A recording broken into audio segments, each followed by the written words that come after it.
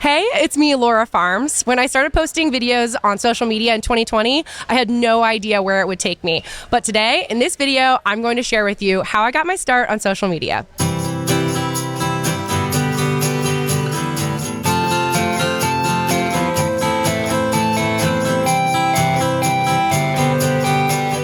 I know I grew up on a farm as well, and growing up on the farm, my dad was not anywhere near social media, obviously wasn't really around back then, but he really just listened to the radio and commodity prices and livestock prices.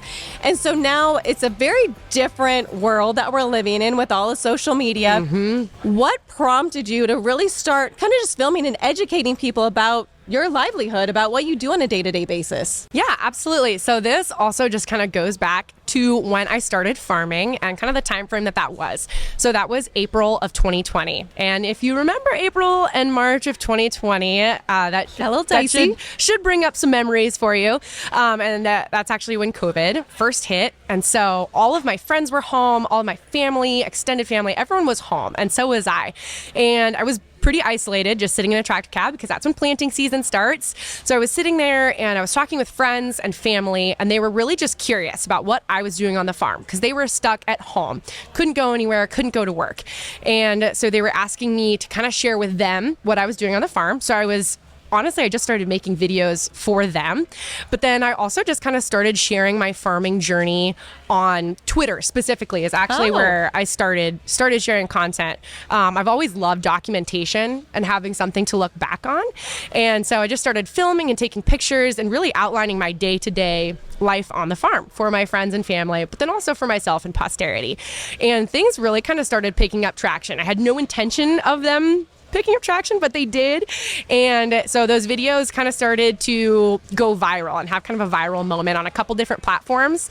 And so I started posting videos specifically on YouTube, kind of longer form, and really just went as in-depth as I knew how to do. So I just started with my phone as my camera and just filmed a day in the life of a tractor cab. And I think people, especially during that time, were looking for some kind of connection to rural life and agriculture and farming because there is such a huge disconnect in today's day and age. A lot of people think that their food just comes from the grocery store. So I think I was able to bring a real fresh perspective on what modern agriculture looks like.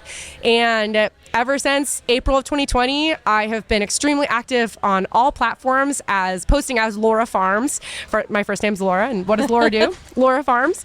And so, I have been posting YouTube videos and on Instagram and Twitter and just really trying to share my story, but then also just highlighting what ag looks like in this day and age. You know, and one of the things I've seen that you and Grant have done, which I just love watching these videos, is you really do the educational piece. And I think Grant did a really in-depth conversation about the corn kernel and how you can break it down and make corn oil or ethanol or different pieces. And I've seen you do that with, as you guys are planting, or the different equipment that you're using, or even things of how you fix things. You might have an older piece of equipment and how you're updating it.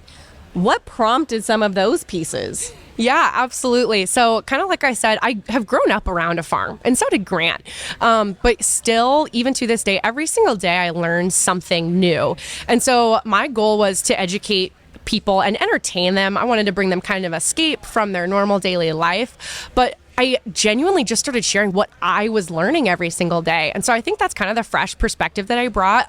I don't pretend to be an expert on anything. I'm learning all of this stuff kind of for the first time. And so I just want my audience to feel like they are riding in the buddy seat with me. They're hanging out in the shop with me. They're walking through the fields and kind of feel the emotions that a farmer goes through day to day, because there's so many highs and lows.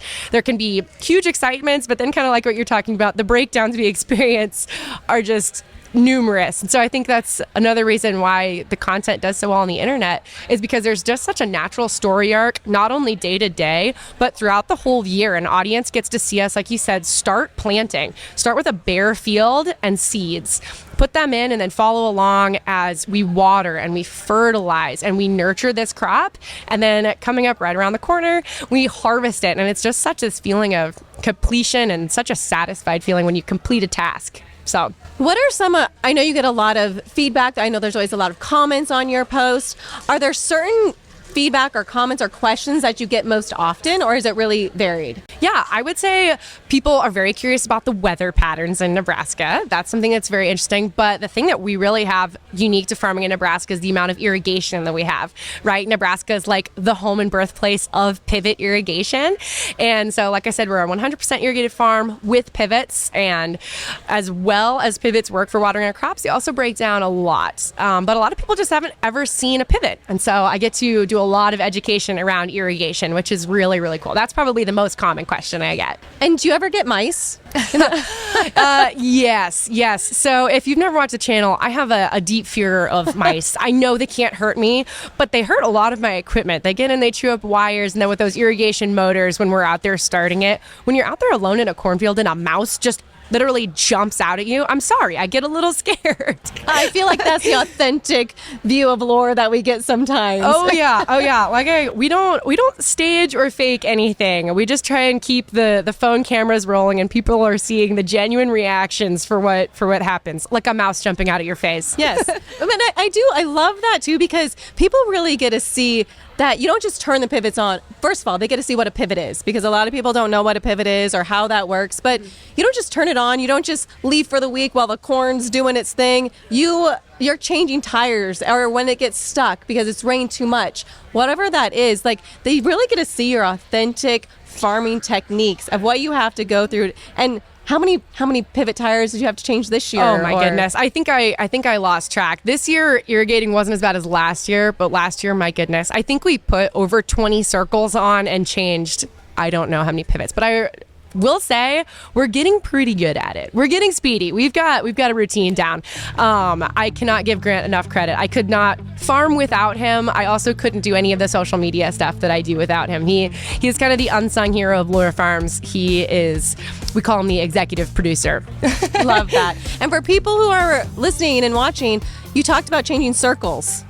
I don't think a lot of people probably know what that means. See, that's what I'm saying. I do so much education around pivots. So a lot of people talk about crop circles. The crop circles you see from airplane, that is the footprint of a pivot going around in a circle. I could talk about pivots all day long.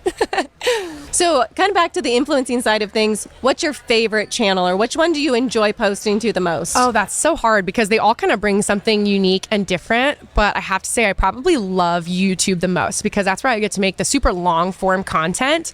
Those videos are anywhere from 20 to 40 minutes long. And so I really feel like I get to connect with my audience best there and share more of a complete true story. But I like posting on all of them. It's a fun career to have. I like to say I have two of the best jobs in the world. I get to farm all day, and then I get to talk about farming all day long. And both of them you have to continuously learn, because social media, there's always different algorithms, there's different ways to post, there's long form, short form, GIFs, whatever it might be. How do you stay up to date with trends?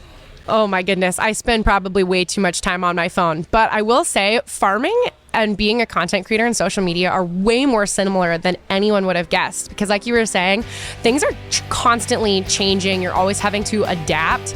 And they're also two jobs that you work 7 days a week, 24 hours a day, 365 days a year, and the job is never actually done. Absolutely. I just think it's such an amazing thing for people who don't live in the area or understand it, to watch your information, to go out and really understand what it's like to farm. So I just want to applaud you for all the content you're putting out there so people know what the Midwest is doing here.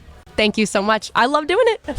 Thank you so much for watching this video. Be sure to check out the link below to find out what's next for me, Laura Farms.